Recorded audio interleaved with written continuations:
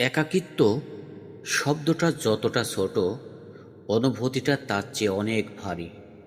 চারপাশে মানুষ থাকলেও যখন হৃদয় ফাঁকা লাগে, তখনই বোঝা যায় একাকিত্ব কেমন কষ্ট দেয়।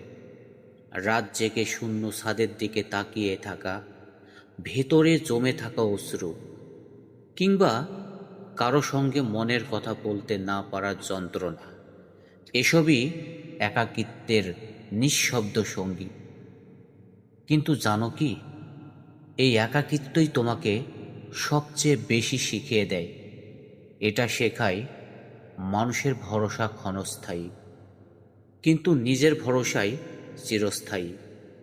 এটা শেখায় তুমি ভেঙে পড়লেও আবার দাঁড়ানোর ক্ষমতা তোমার ভেতরেই আছে।